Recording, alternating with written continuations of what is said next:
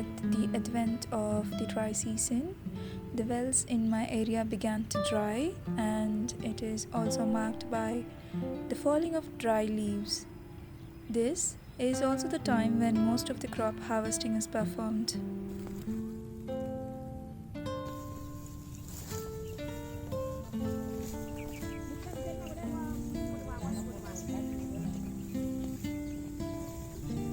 I set out to start my observations in this groundnut field that joins some of the paddy fields on one side and a cucumber field on the other side.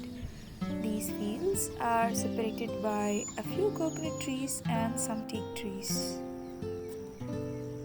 The farmlands have turned yellow completely, and the bush larks are completely camouflaged with the background color. These stray dogs make the best use of the staked up byproduct of the harvest, which later becomes fodder for cattle.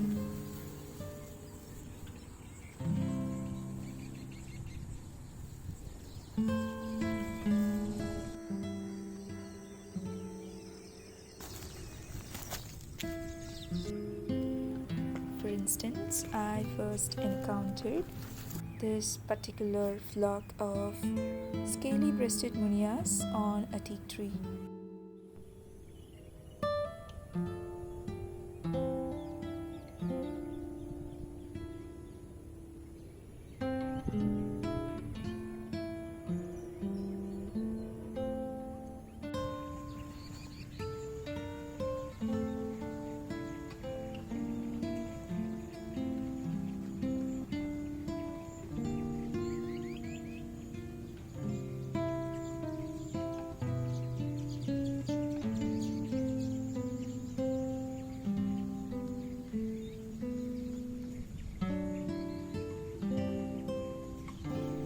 This particular flock moves in and out of their momentary position in the teak tree to graze on the leftovers of the harvest.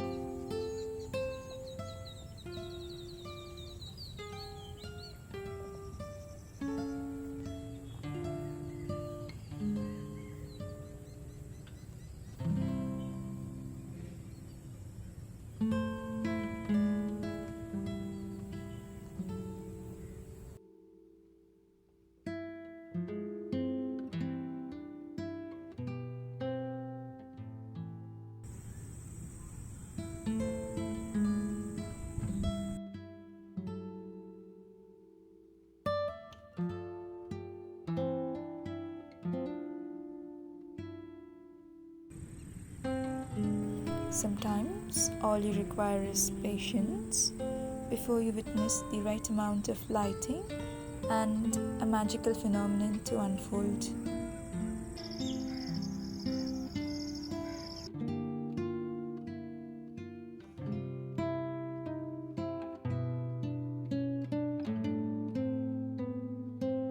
With the water levels going up the lake with the monsoon rains, the reed bed adjoining the lake begins to flourish, and they seem to invite the Baya Weavers.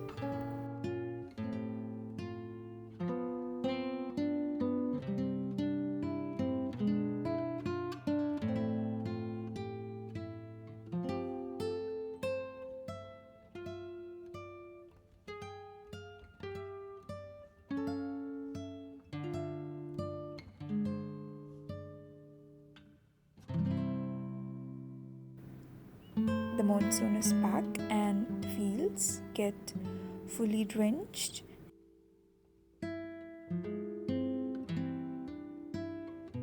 And there are birds who would nest even during the rainy season.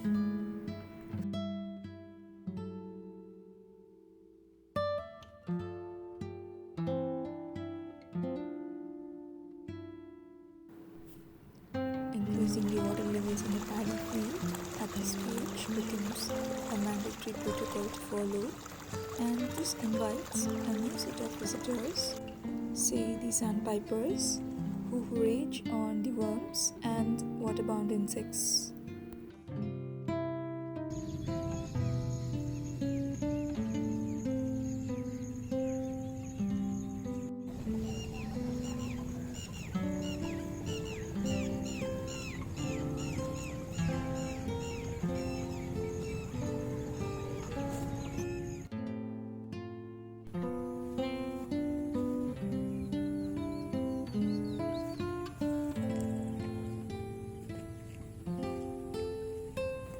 I spotted this particular wood sandpiper who has migrated all the way from the subarctic wetlands and reached here for wintering.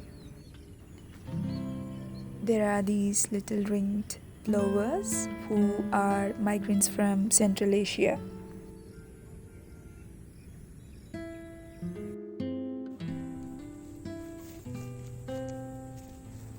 I also got some sightings of these bunch of black drongos who are aggressive and made some daredevil stunts among themselves.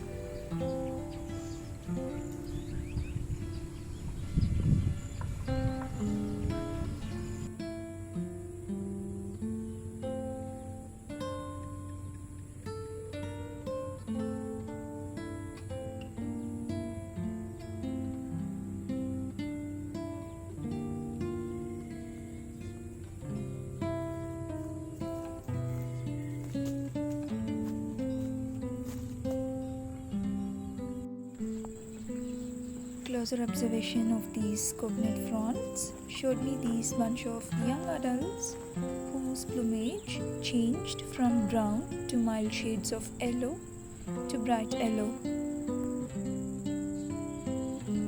These young adults begin building their nest from scratch by securing the nesting material onto the coconut fronds.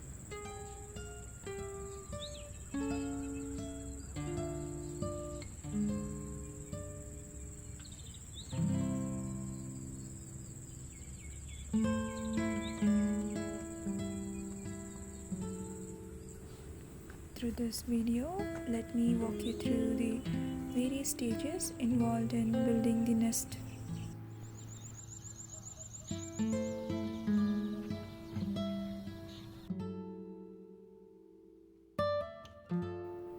As time progresses, the farm gets stagnated with increased water level, and the stilts with longer legs find this as a right time to occupy the fields and forage for their meals.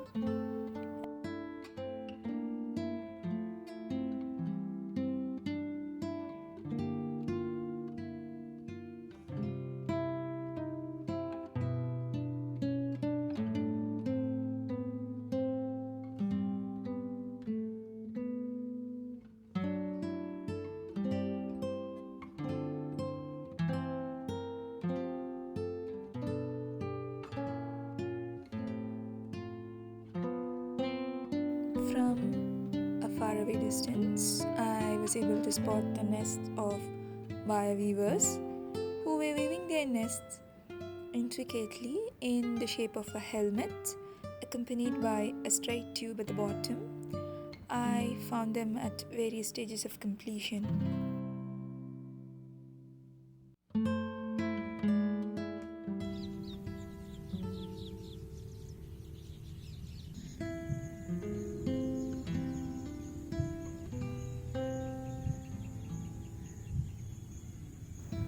Baya weavers are known to coordinate their breeding season with that of the monsoons. They usually start during the month of September, and this also happens to be the harvest season for the paddy grains.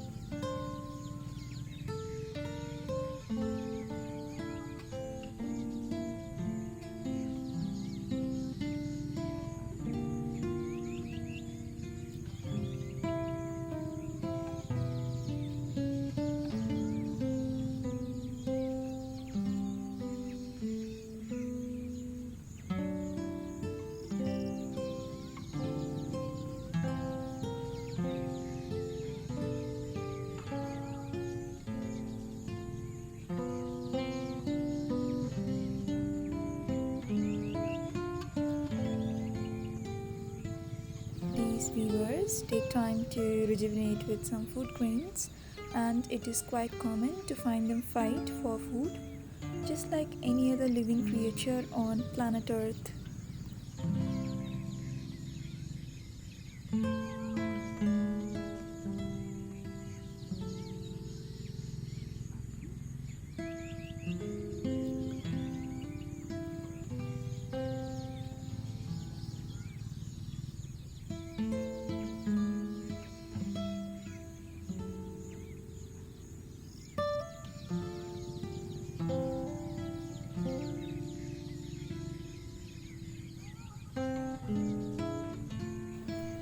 Sometimes there are instances when a breeding male quickly makes a cunning move to flick away some nesting material from an adjacent nest.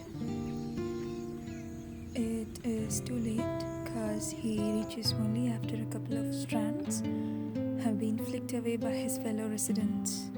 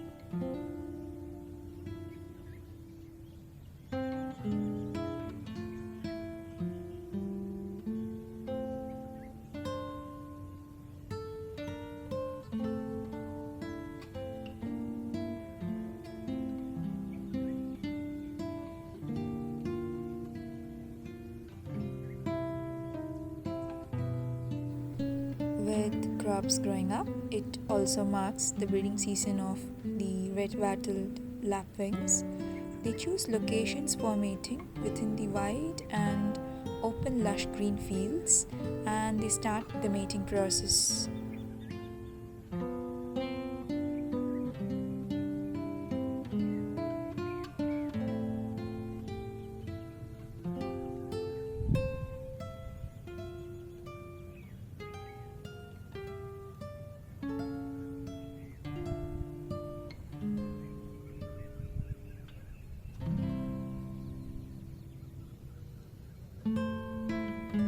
Knowing that it is no more secure to leave the nest unattended, this particular male Baya Weaver also learns to defend and protect his nest.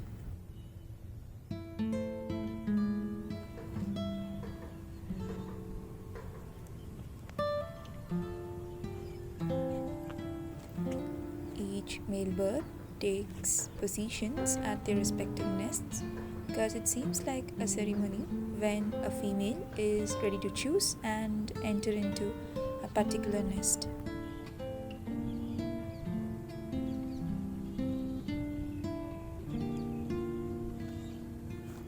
While all this happens, there is also a female who comes and inspects the nest and the male corresponding to this nest, though desperate to get a mate, ends up shooing her away by intimidating her.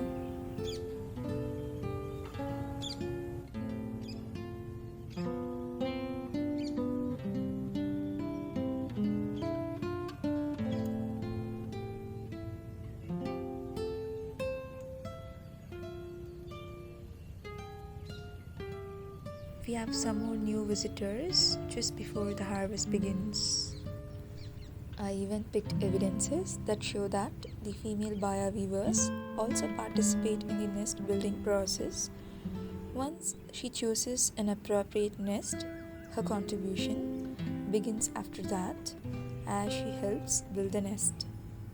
She starts off with the cleaning process to remove the dirt and the dry mud packs that were initially placed to secure the tangles intact. She later begins to build the nest from within. This particular act of hers is quite understandable given the fact that she is going to spend the rest of the breeding season within the nest along with her eggs.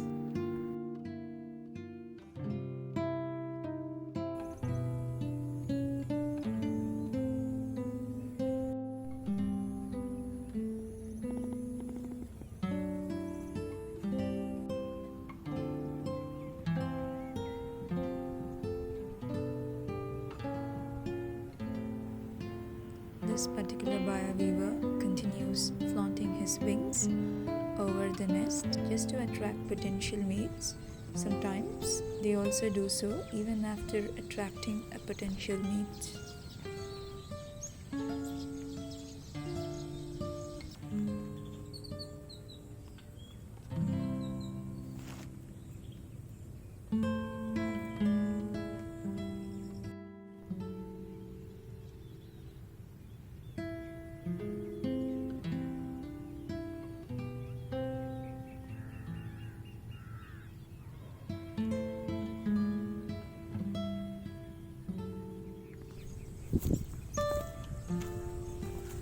For now, I stop my observations with the challenges faced by a breeding male Baya Weaver, mainly because with time, the level of challenges he faces to safeguard his nest and his mate and his offsprings would increase, and it is never easy being a breeding male Baya Weaver, just like any other committed breeding male species on planet Earth.